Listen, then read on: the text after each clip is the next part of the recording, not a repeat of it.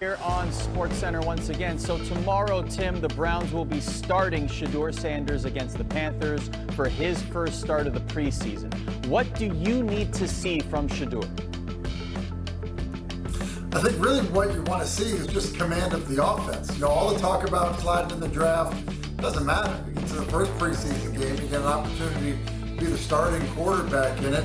Look, that's what guys, that get drafted in later rounds don't typically get the opportunity to do. And so I think when you see him operate the offense in terms of taking control, having command, and looking like a starter, right? Like oftentimes we see backups, play in preseason games. Sometimes they look like, the moment is too big. Other times it looks like they have complete command over what the team is trying to do. And I think if Shedeur does that, I think it'll be a good sign for what his future, looks like in Cleveland. On the other side of the field, Bryce Young is expected to play for the Panthers in that game as well. Tim, thank you very much.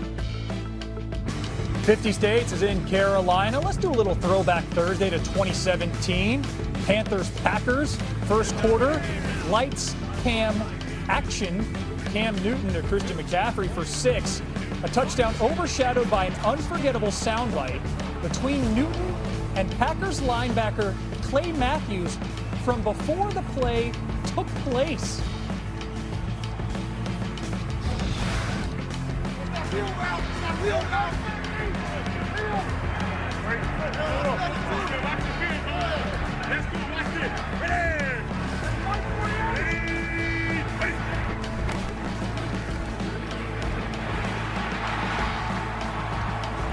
Cam was so good.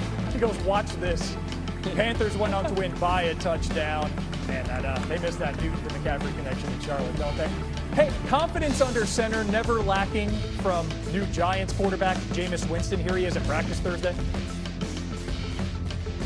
Good work. Good work. Again, something accomplished here. All right, here's the deal. All right, all 4 quarterbacks are going to have a chance. If he hits the crossbar, then walkthrough's done tonight. Hey, phone a friend. Don't negotiate with me, Dexter. All right. All right, Jameis is up. Hey, but I do want to tell y'all we got Bible study at 3:30 during the snack period, and y'all faith is going to determine me hitting this. Yeah.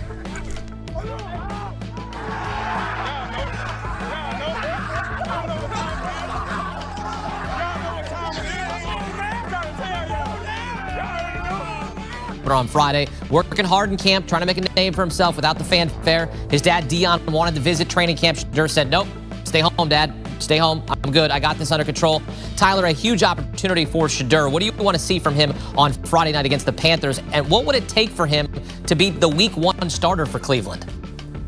It would probably have to take a lot. It would have to him really just dazzle out of the gate. Now, I don't think that that's what it should take. I think that the Cleveland Browns should give their young guys the opportunity. I don't know what Joe Flacco, who it kind of feels like he's the favorite to start Week 1, I don't know what he does for this organization other than to just keep them competitive and kind of tread water for the first couple of games until they decide that they're out of it. And they do hand the keys over to Dylan Gabriel and Shedeur Sanders to see what they have at the quarterback position as possible long-term pieces. So I would give the whole reins over to a guy like Shedeur Sanders. I would give the reins to a guy like Dylan Gabriel, even though he's injured, because I want to see if there are building blocks here. I don't think Joe Flacco is going to be the answer in 2026. He's 40 years old right now. As more competitive as you might be with him under center right now, does not help you in 26, 27, and 28. Shedeur Sanders could. It's not, I don't know how likely it is. Again, they drafted him in the 5th round. He fell to the 5th round, so teams are not holding him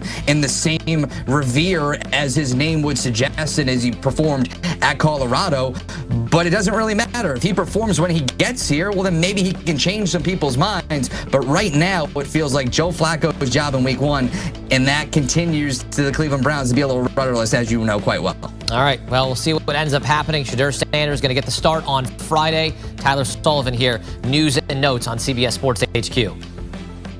Browns have had the worst quarterback play across the board since returning to the NFL in 1999, including an NFL-high 40 different starting quarterbacks in that span, and they're likely to carry 4 QBs on their roster to open the season.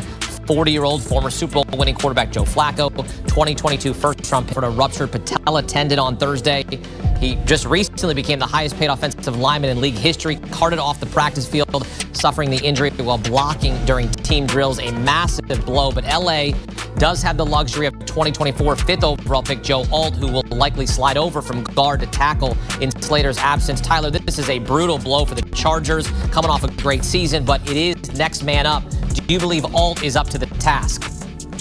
I do, and as you referenced, this is a brutal blow for the Los Angeles Chargers, brutal blow for Harbaugh, because they want to run the football, right? Their identity is to play smash mouth football. As much as they have Justin Herbert and they have Ladd McConkey coming into year 2, they want to run the football. They draft Amari and Hampton. They bring in a couple of veterans as well. I just feel bad for the Chargers. I feel like they're kind of a cursed organization. It feels like every time around this year, there is some sort of devastating injury that puts them behind the 8 ball. I can think all the way back to when they had Hunter Henry and he dealt with the injury, a season-ending injury during off-season workouts or training camp workouts. So the fact that you are now going to be down who they are paying in what is revered to be arguably the best offensive tackle in the NFL, that's not going to help you in a division where you have George Karlaftis in Kansas City, you have Max Crosby in Las Vegas, you're facing a lot of these elite pass rushers. It's only going to make life more difficult for Justin Herbert and for Harbaugh as they try to take that next step. They made the playoffs last year, but obviously that 4 interception game from Herbert knocked them out early. The fact that you won't have your star left tackle, it's only going to hurt you as you go forward. Aaron Rodgers also knows what it's like to suffer a season-ending injury. Enters his 21st season in the NFL, first with the Steelers. He continues to be vocal at Steelers camp, offered some constructive criticism when asked about his younger teammates, including wide receiver Roman Wilson. I would say Roman, just like Cal, and really all our guys, they really care about it. You know, I noticed that when they came out west, just to see their attention to detail and their willingness to learn. So Roe, you know, I just got to get Roe out of his head a little bit, you know, because I think he's such a good kid. He cares so much about whether it's my approval or he's doing it right, and he just got to trust himself because he's so damn talented. You know, the more he can play free and not think out there, the better he's going to play. So the more he can just trust what he's got and then just go out and react, the better he's going to play.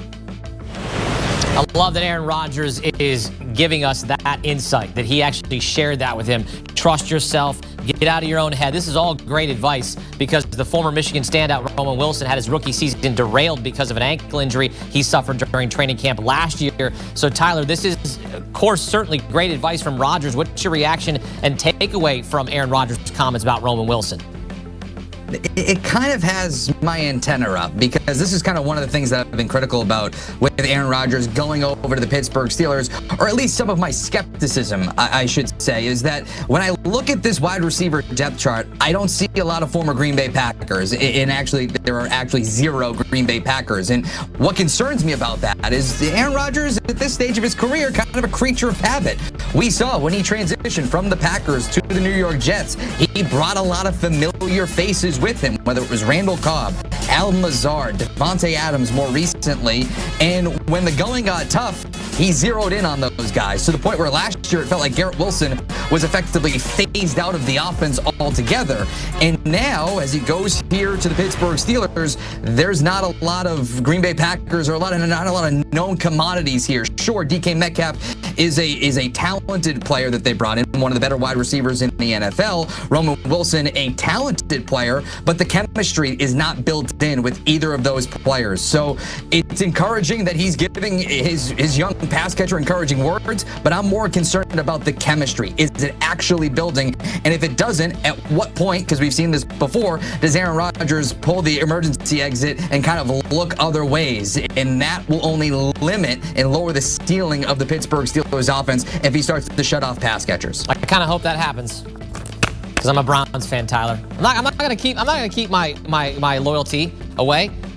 Browns fans don't like the Steelers. Steelers fans don't like the Browns fans. This is a fact. So whatever. It's not my problem in Pittsburgh. Figure it out, I guess. Right. All right. Speaking of the Browns, rookie Shedeur